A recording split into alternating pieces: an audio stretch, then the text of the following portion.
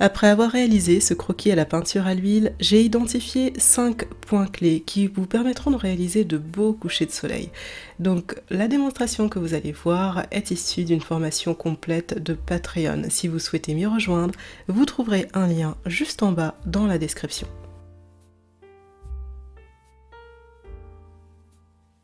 Le premier point clé pour moi est de peindre en plusieurs couches. Peindre en plusieurs couches, ça permet d'améliorer son tableau et d'apporter les corrections nécessaires, celles qu'on n'arrive plus à faire à la prima, qu'on n'arrive plus à faire dans le frais. Je sais qu'il y a certaines personnes qui sont plus adeptes de la peinture à la prima.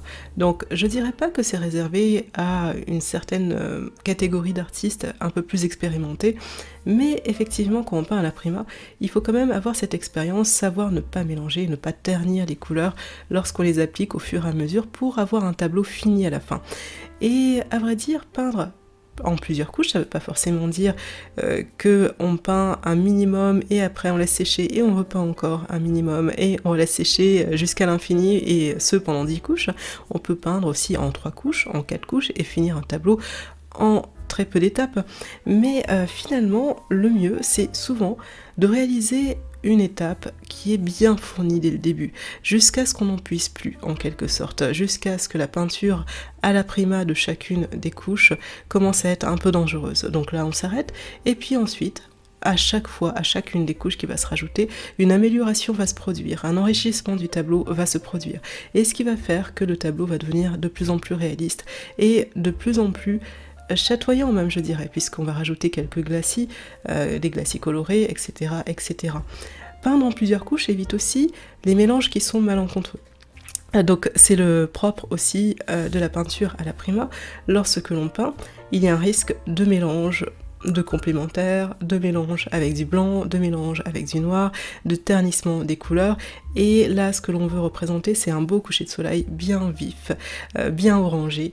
Donc, on ne veut pas que ce coucher de soleil orangé et vif soit pastel. Donc ça, c'est vraiment le truc à proscrire. Le deuxième point clé pour pouvoir peindre un beau coucher de soleil est l'utilisation du fondu. Alors attention au fondu. Bien entendu, il ne faut pas l'utiliser à outrance et enlever tous les petits coups de pinceau que l'on va réaliser et peindre sur la toile.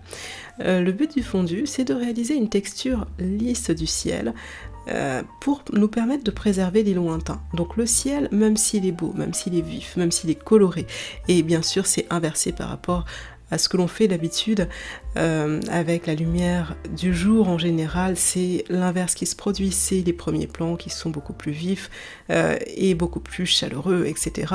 Et les lointains, à l'inverse, qui sont beaucoup plus ternes. Et au final, là, l'élément clé pour pouvoir représenter une perspective atmosphérique convaincante, eh bien c'est ça, c'est de représenter les choses de façon plus ou moins lisse, de façon plus ou moins détaillée. Donc plus on va loin, même si le ciel est très coloré, très rouge, très orangé, eh bien en fait les détails sont peu visibles dans ce ciel-ci. Le fondu permet de faire un lien doux entre les différentes couleurs qu'on va utiliser dans le ciel. Dans le mien, j'ai utilisé du jaune, des jaunes orangés, des oranges, des rouges, des bruns également, que j'ai plus ou moins mélangés sur ma palette. Et il faut créer quand même une sorte de lien harmonieux entre les différentes couleurs. Et grâce au fondu, j'y arrive. Alors attention au fondu. Bien entendu, le fondu pour moi devrait être uniquement fait sur les zones d'intersection. On ne veut pas enlever la particularité de chacune des couleurs que l'on a posées sur son support. Mon troisième point clé pour pouvoir peindre un beau coucher de soleil, c'est la préservation de la pureté de ces couleurs. La vivacité des couleurs est vraiment très importante, on l'a dit plus haut.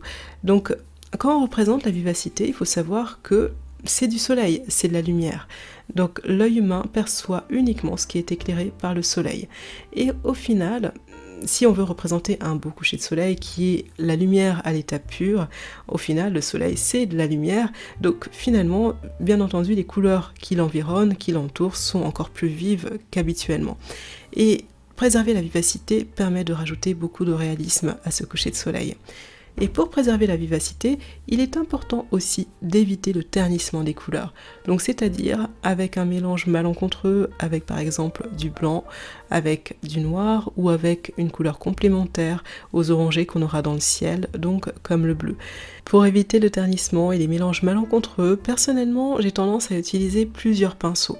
Il va y avoir des pinceaux qui vont me servir pour telle couleur, par exemple les jaunes, un autre pinceau qui va me servir pour les oranges médiums, les oranges sombres, les bruns, etc. Et pour me faire les premiers plans également, les teintes beaucoup plus foncées, mais qui sont beaucoup plus ternes que celles de l'arrière-plan dans ce cas-ci. Le quatrième point clé va être d'amplifier les contrastes. Donc le soleil, c'est de la lumière. Et la lumière n'existe pas sans obscurité. Donc pour qu'il y ait un bon contraste lumière-obscurité, eh bien il faut des couleurs très vives, très claires d'un côté et des couleurs très foncées de l'autre. Et c'est ce que j'ai reproduit dans mon croquis. Donc j'ai mis des couleurs très très vives, orangées, à la limite même du jaune presque blanc. Et de l'autre côté, eh bien, il y a le paysage de premier plan, le paysage qui est quasiment noir, sombre. Alors j'utilise jamais réellement de noir. Le noir qui paraît noir est en réalité un peu coloré, ça fait un petit brun, mais visuellement effectivement, mis à côté d'une couleur très très claire, eh bien ça paraît très très sombre. L'amplification des contrastes n'est pas forcément que colorée, elle est aussi dessinée. Donc par exemple, ça va être le fait de représenter les choses de façon plus ou moins abstraite, de façon plus ou moins dessinée au trait. Et pour moi, les premiers plans, bien entendu, ils sont plus près de l'œil du spectateur, donc bien entendu, c'est quelque chose que l'on va voir de façon un peu plus détaillée. Donc, mais sauf qu'ils sont détaillés en ombre, des silhouettes finalement qui suggèrent plus qu'autre chose. Et c'est ça ce contraste. Le contraste, il va y avoir de couleurs, mais aussi le contraste lié au trait. Et il faut se dire qu'en général, quand on peint un coucher de soleil, il y a une inversion du paysage classique que l'on connaît. Donc la perspective doit être représentée de différentes manières.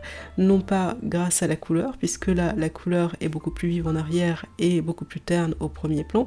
Non pas par la représentation de la perspective atmosphérique, puisque là, en l'occurrence, les côtés plus chaleureux se retrouvent en arrière-plan, et non pas non plus au premier plan, mais grâce au trait.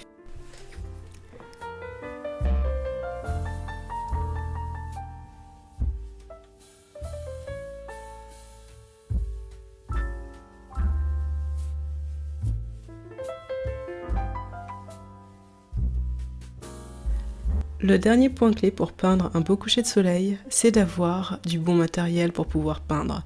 Donc on sait que l'on veut un paysage avec un coucher de soleil qui est très lisse, faire de beaux dégradés, et pour ça, eh bien, le matériel doit être adapté.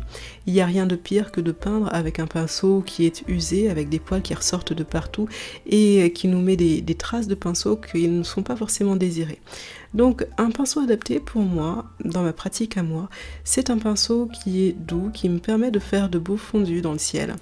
En général, j'aime bien les pinceaux synthétiques pour ça. Un support adapté, pour moi, c'est un support qui n'est pas trop rugueux, avec pas trop d'aspérité. Donc c'est un support lisse, qu'on peut trouver légèrement texturé, comme du papier toilé, ou bien un support en bois, ou bien un support qui aura été poncé. Mais ce n'est pas forcément la toile avec un gros grain. Et enfin, pour moi, le bon matériel, c'est aussi d'avoir de la bonne peinture. La peinture extra fine est celle qui sera le plus chargée en pigments, donc celle qui conviendra certainement le mieux pour pouvoir faire un paysage avec de grandes vivacités de couleurs.